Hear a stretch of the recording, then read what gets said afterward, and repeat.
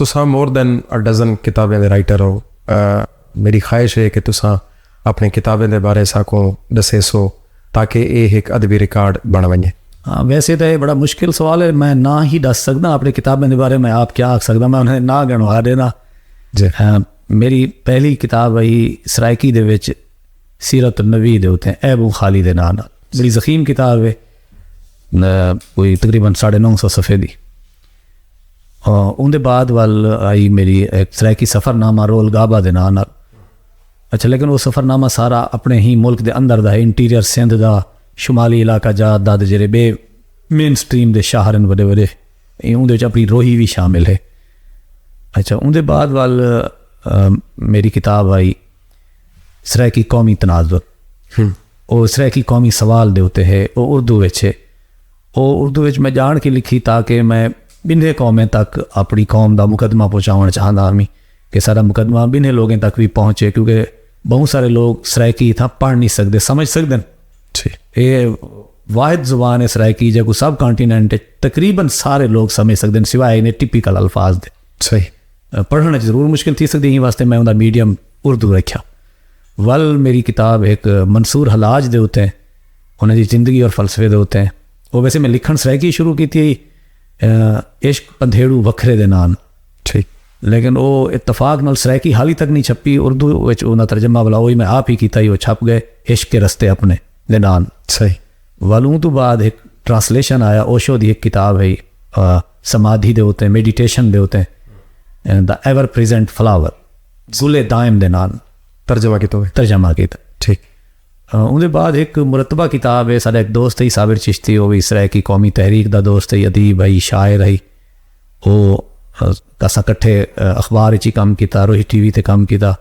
उन्हें दी में अचानक डेथ थी गई हार्ट अटैक नाल। वो उन्हें दी शख्सियत दे उत्ते फन दे उत्ते मज़ामीन हैं जेड़े मैं जमा किए। सोना सैयां हूँ किताब का नाम है। सही उन्हें दी तवील नज़म ही उनवान आ सोना सैयां लाइन उतों की दी।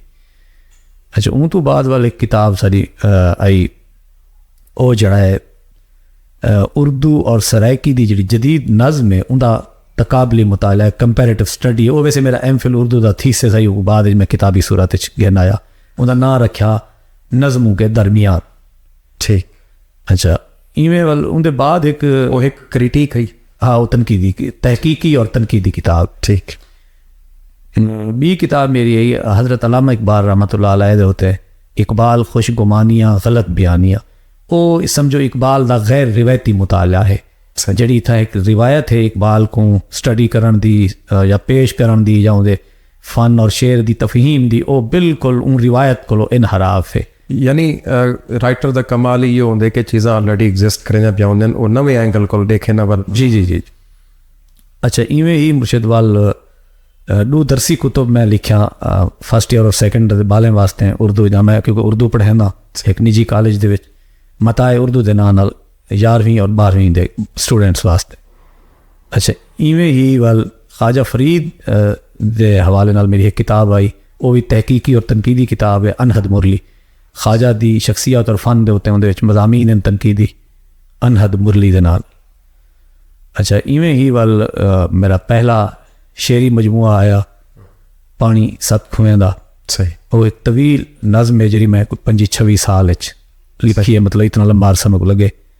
एक कुछ देर पहले सुने दे पे दोस्तों ने तो गुफ्तगू करें बैठा, और मेरी ख्वाहिश बड़ी मैं वो सुना, क्योंकि एक दो वाल तो कमिटमेंट है टाइम है वाल मैं वो नहीं सुना, दिल डाढ़ा करना बैठा के गुफ्तगू सुनी वजे तो सारे माशाल्लाह पढ़े लिखे और लर्नड लोग हैं जिन्हें गुफ्तगू करें बैठा, तो इन वास्ते दिल करना पिया कि सुना वजे। तो बिया मेरा एक तर्जमा हुण ज़ेरे तबाह है, रुमीना शीठी एक उस्ताद है सियासियात दी, अमेरिका की यूनिवर्सिटी पढ़ेंदी है।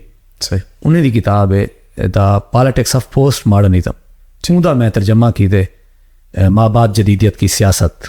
सही वो ज़ेरे तबाह है, कुछ नहीं आती वो भी छप के आवे सी। ये मेरा यानी रिसेंट जरा हम पाइपलाइन मेरा काम है एक सराइकी तनकीदी मजमुआ है, तनकीदी मज़ामीन का, वो भी जी सराइकी दी नवी नज़म और नवी शायरी है उनके उत्ते है, नवी सराइकी शायरी ते तनकीदी मुहाकड़े दे नाम नाल वो भी ज़ेरे तबाह है, समझो प्रोसेस पाइपलाइन नवी तो मतलब तो पुरानी तो मतलब अल्फाज पुराने या स्टाइल कोई नवा या इन उत्ते जरा गाल कर। ये वैसे मैं खुशी दी नहीं बैठी सब तो बहुत अहम सवाल किते एक तालिब इल्म के तौर पर जिवें मैं समझदा इत्थां अच्छा जिवें तुसां सवाल कीते एक वड्डी अक्सरीयत जी मेरे वर्गी है, जो पढ़े लिखे लोग ने तो वैसे जानते हैं, जो मेरे जाए वो नवीं कोलो मुराद इो कुछ गिनते कोई तुसा नवा लफ्ज़ इस्तेमाल च कीते या थोड़ी फूं फां कोई अपनी शायरी विच। मेरी इत्थै नवीं कोलो मुराद है मॉडर्न पोएट्री, अज दे दौर जी मॉडर्निज़म वाली मॉडर्न पोएट्री, मॉडर्निज़म वाली। सही। अच्छा दो शयूं, एक है मुआसिर नज़म, एक है जदीद नज़म। जदीद हुआ है जी मॉडर्निज़म को एड्रेस करेंदी है, ठीक। मुआसिर वो है जी क्लासिक को तो अगा टुर आई है, वो न्यू क्लासिकल अहद च है या नवे अहद च है, लेकिन वो मॉडर्न नज़म नहीं, वो मुआसिर नज़म है। अच्छा, इतना मेरी मुराद ही मॉडर्न नज़म को है। मिसाल दे दो अशु सईदी एक नज़म है बड़ी मुख्तसर जही, सही। इवें कहीं को नाग नहीं लड़दा जिमें नाग ते बैठी खुंबी लड़दी, ठीक। अच्छा ये हुण मॉडर्न नज़म है मुर्शिद, ये मुआसिर नज़म नहीं। जेड़ी नज़म दे विच ग्रे स्पेसिस होवे, रसने होवे, खाली जगह होवे, इबलाग बहुत वाजे ना होवे, वो मॉडर्न नज़म, ये मॉडर्न नज़म है, सही। ये हुण तुहाडी चेतेकारी दी गाल है, तुहाडे इल्म दी गाल है कि तुसां को कितना खोल सकते हो, इन्हें ग्रे स्पेसिस जो क्या दरियाफ्त कर सकते हो, इन्हें रखने को किमें फिल कर सकते हो, इन्हें खाली जगह को, ये वड्डे इबलाग दी है। मैं को एक छोटी जी नज़म अफजाल अहमद सैयद दी उर्दू दा शायर है, नसरी नज़मां लिखते, वो भी याद आती भी मैंने हवाले के तौर पर, वो इंतहाई मुख्तसर है जिमें ये आई। अफजाल अहमद सैयद की एक नज़म है कि हमें बहुत से लफ्ज़ भूल जाने चाहिए, मसलन बनी नवे इंसान। ये नज़म है ख़त्म ठीक है, क्या कहने, ये भी मॉडर्न नज़म है, क्या कह इधे हुण ग्रे स्पेसिस देखो, रखने देखो, कितने बड़े इबलाग दी हामिल है।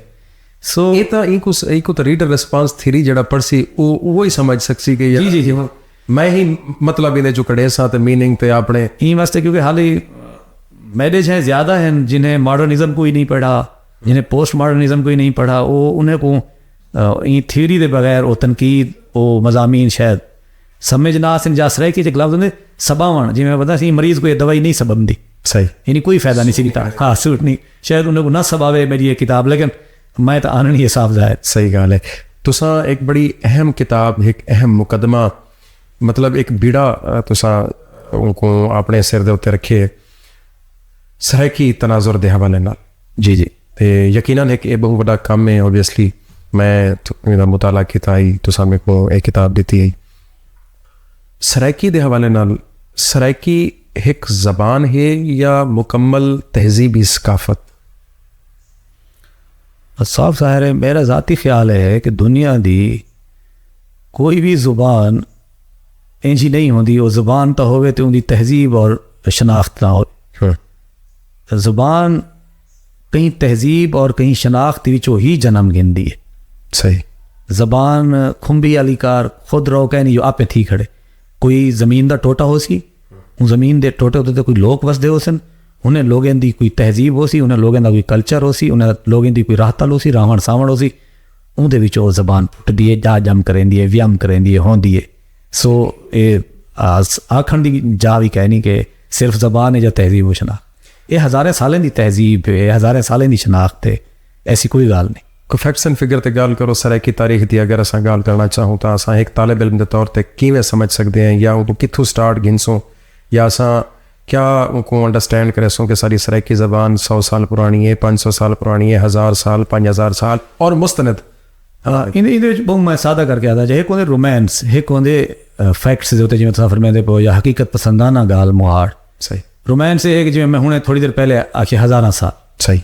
अच्छा वो शायद जिले मैं आखिए उंगले तो मैं रोमांस नहीं आखिया, लेकिन उन्हें समझावन की खातिर आखिया बन सकते, ठीक।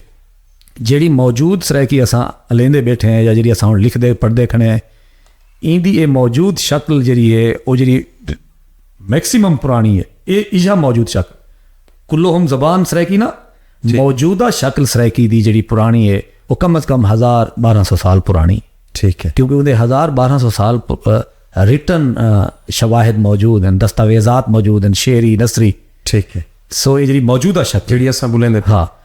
अच्छा जी मौजूदा शक्ल को वला कदीम है, वो जी ई खिते या कदीम लिखता है, मिसाल के तौर पर वेद हैं जेड़े स्पैशल रग वेद दुनिया की कदीम लिखत मनी वेंदी है, सही। वेदें दे विच सारी जुबान दे बेशुमार लफ्ज़ हैं। अच्छा इंदे उत्ते दो राई थी सकदे हैं, मैं तो बैठा कि सारी जुबान दे बेशुमार लफ्ज़ हैं, कोई इवें आख सकते कि ये संस्कृत के लफ्ज़ तुसा उतों गिद्ध हैं जी। उनके वास्ते मेरी इलमी दलील ये है कि संस्कृत बोलने वाले जो लोग हैं वो सेंट्रल एशिया तो इतना आए हैं। ठीक है। वो इन्वेडर्स हैं, हमला आवर हैं। ठीक। ते वो जानते हैं मुर्शिद माल चरावन ते तलवार चलावन, माल चरावन ते तलवार चलावन। ठीक। वो रड़वई ना करेंदे हैं, वो कोई प्रोडक्टिव काम ना करेंदे हैं, वो इतने ज़्यादा हाली सिविलाइज्ड ना हैं इत्थों दे बंदे दे कोलों, क्योंकि सारिया चीज़ां हैं ने सारे वसाइल हैं, उहदे शहर हैं, हड़प्पा हा, मांजो दाड़ो हा, मेहरगढ़ हा, ढोलावीरा हा, इस तरह बेशुमार इंडस वैली दे जेड़े सही कदीम शहर हैं। तो पिछे होंदा है बहुत सादा है, तो अज इंदा तजिया कर सकते हो बड़े आसानी दे नाल। जेरे लोग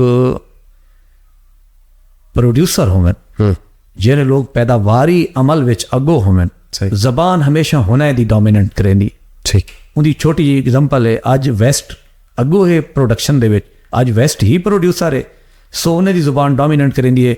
तुसा टीवी को, वाशिंग मशीन को ही, मोबाइल फोन को क्या गिनसो कहीं जुबान है, तर्जमा ही करो चाहता। सही गल है, बड़ी सोहनी गल कीती है तुसा। असल सर ये प्रोडक्ट प्रोड्यूसर हैं जी। उन्हें दी जुबान इतनी रिच ना ही, उन्होंने इत्थों दे जड़ा इन्हें दे मकामी जबाने को उन्हें आके प्राकृता आख्या, इन्हें दे प्राकृते तो उन्होंने अल्फाज गिद्धे चाहते उवे उन्हें दे वेदें दे विच शामिल हैं सारे लफ्ज़। अगर अस रगवेद की गल करूँ तो रगवेद तकरीबन कोई 5000 साल पुराना रिटन एक डॉक्यूमेंट हो सी जी। अच्छा, वो रगवेद दे विच सरैकी दे अल्फाज भी साको मिलते हैं, बेशुमार मिलते हैं, सैकड़ा की तादाद विच। ऐसा इतों अखज़ कर सकते हैं कि सारी सरैकी ज़बान ऑब्वियसली हज़ारा साल जी जी यकीन, और इहदे नाल एक बाकायदा तहजीब जुड़ी खड़ी है। पंजाब के अपर पंजाब के खास तौर पर इलमी हल्के के गल की वेंदी है कि सरैकी ज़बान पंजाबी का एक लहजा है। क्या वो सरैकी दा ये शनाख्त दे उत्ते सरैकी ज़बान की शनाख्त गल करन उन्हां को लगता है कि ये कोई 2 नंबरी है या कोई ऐसी गाल है जी उन्हें को खतरनाक महसूस थी है, या वल वो ये वाक़तन एक तारीखी एक सच्चाई है जो मनण किते वो डरदन। साफ ज़ाहिर है वो मारूफ एक मकूला है या कौल है जरा सोशल मीडिया से पिछले कुछ सालों तो बड़ा आम है।